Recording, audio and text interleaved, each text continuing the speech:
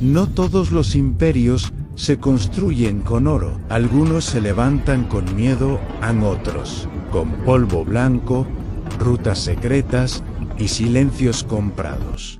Hoy no hablaremos del mito. Hoy hablaremos del jefe, del hombre que creó un imperio en nombre del pueblo. Mientras el veneno cruzaba el continente, Fidel Castro, dictador, asesino político, arquitecto de un sistema que sobrevivió décadas y murió sin pagar una sola cuenta.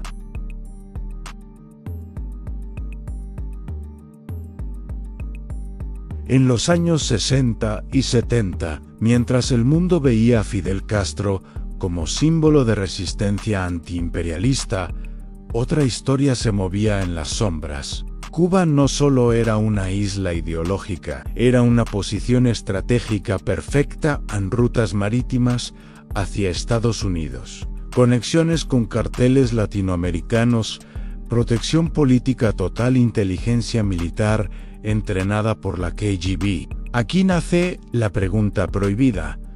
¿Fue Cuba solo un enemigo de las drogas o un actor silencioso del negocio cuando le convenía al poder?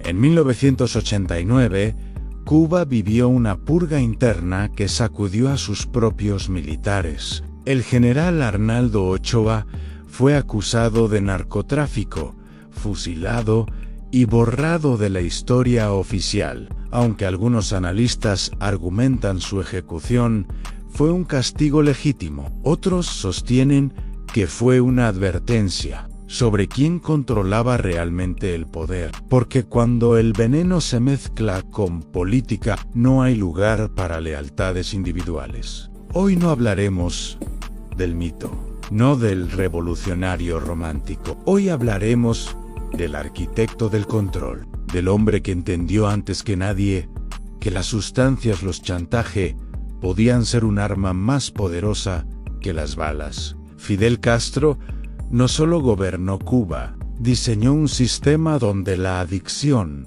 la medicina, el castigo y la lealtad química se convirtieron en instrumentos de poder. Esto es la historia sobre hombres que nunca soltaron el mando, porque aprendieron a intoxicar la voluntad.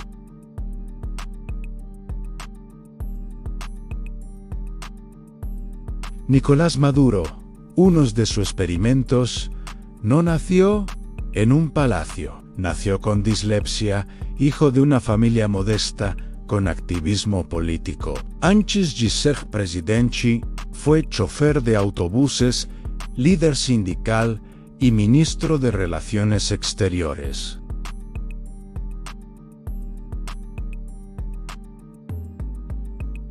Sus padres lo mandaron a Cuba para curarlo, pero su destino cambió cuando la Liga Socialista lo acertó. En La Habana, recibió formación política, no de una universidad, sino en la Escuela Nacional de Cuadros, Nico López, centro de entrenamiento ideológico dirigido por el Partido Comunista Cubano. Maduro aprendió no solo teoría marxista, sino también cómo sobrevivir dentro de un sistema de lealtades, y lo entrenaron en G2. En Venezuela, un personaje con carisma incendiario golpeó el poder en 1992.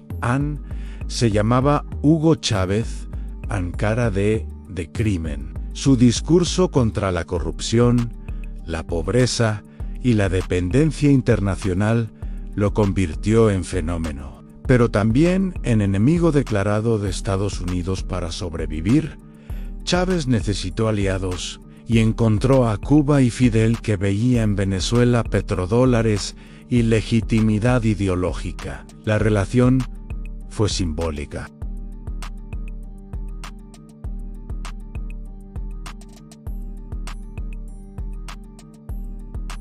Cuba prestó inteligencia, estructuras políticas y un modelo autoritario a cambio del petróleo venezolano que Cuba necesitaba para no colapsar. Pero esa alianza no fue solo económica, fue estratégica. Chávez adoptó la retórica antiimperialista y Cuba lo entrenó políticamente, como había hecho con otro hombre décadas antes. Chávez, cara de crimen, en una de sus visitas a Cuba, Fidel Castro lo conectó con Maduro. Fiestas, orgias, prostitución y demás, ambos compartían. Pero no sabía que el demonio lo estaba acechando y grabando sus fiestas. Fidel Castro los chantajeó y le secuestró su país. Pero esta historia no termina aquí. Fidel Castro convenció a cara de crimen que para que él pudiera tener poder en Venezuela, tenía que hacer un ritual religioso sobre los huesos del Libertador con brujos cubano. Esa ceremonia fue el principio de su enfermedad. La falsa osamenta estaba contaminada con polonio 210. En 2011, el anuncio sacude al continente a Hugo Chávez tiene cáncer, pero nunca se informa con claridad. No se especifica el tipo exacto. No se muestran informes médicos completos. El tratamiento se realiza casi exclusivamente en Cuba. Aquí comienza la controversia histórica. Chávez fue castrado y mutilado para controlar el cáncer en La Habana. Los médicos cubanos controlaron su tratamiento. La información fue clasificada como secreto de Estado. ¿Fue un cáncer natural o inducido? ¿Hubo exposición deliberada a sustancias? ¿Fue Chávez, cara de crimen, víctima de un sistema que ya no podía abandonar? Hugo Chávez muere en 2013, fue incinerado y enterrado en Cuba. No fue una sucesión, fue una entrega, un susurro final, un dedo señalando al heredero correcto. Maduro no ganó el poder, lo recibió con estructuras ya armadas, con generales ya comprometidos, con rutas que ya no podían cerrarse. El sistema no se creó entonces, solo cambió de administrador, pero el veneno sigue fluyendo. Fronteras porosas, militares intocables, economías paralelas. No era improvisación, era continuidad, un modelo aprendido en la isla y exportado al continente. Fidel no dejó un sucesor directo, dejó un manual. Control del discurso, control del alimento, control del miedo. Y cuando el pueblo depende, el poder se vuelve eterno. Fidel, el arquitecto del control, murió sin pagar, sin sentarse frente a un tribunal, sin escuchar sentencia. Pero el veneno que creó siguió corriendo por las venas de América. Y esta historia no termina aquí, porque ahora debemos hablar del hombre. Nicolás Maduro creyó ser elegido y terminó siendo abducido como una película de ciencia ficción por las fuerzas élite de los Estados Unidos, todo por un reloj, un regalo de su amigo Umaro Sissoko, embaló preparado por el Mossad. Durante años fue uno de los líderes más polémicos de América Latina, envuelto en acusaciones de fraude, narcotráfico y alianzas con redes internacionales. Pero nunca imaginó que el final de su mandato llegaría en manos extranjeras. Esta es la historia de una captura que cambió el destino de una nación y de cómo una potencia mundial decidió actuar. En 2020, el Departamento de Justicia de Estados Unidos presentó cargos federales contra Nicolás Maduro y su círculo más cercano, acusándolos de conspiración para traficar cocaína, narcoterrorismo y otros delitos graves.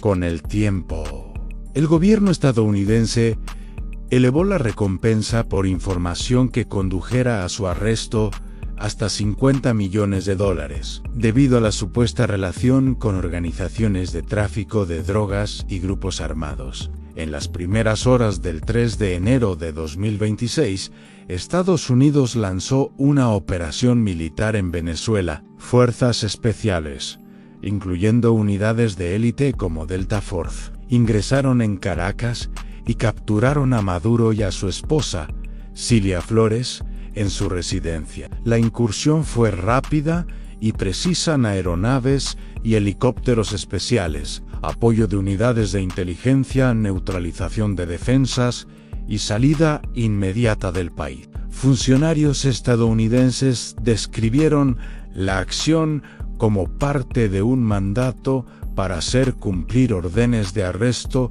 vinculadas a delitos de narcotráfico internacional, no como una invasión prolongada. Tras su captura, Maduro y Flores fueron trasladados primero a instalaciones vinculadas a la DEA en Nueva York, donde fueron procesados, fichados y se tomaron huellas. Posteriormente, ambos fueron llevados al Metropolitan Detention Center en Brooklyn, una cárcel federal conocida por albergar a altos perfiles internacionales. Esta es la historia de cómo un vampiro, un dictador, pudo secuestrar un país y utilizó su inteligencia para contaminar un continente.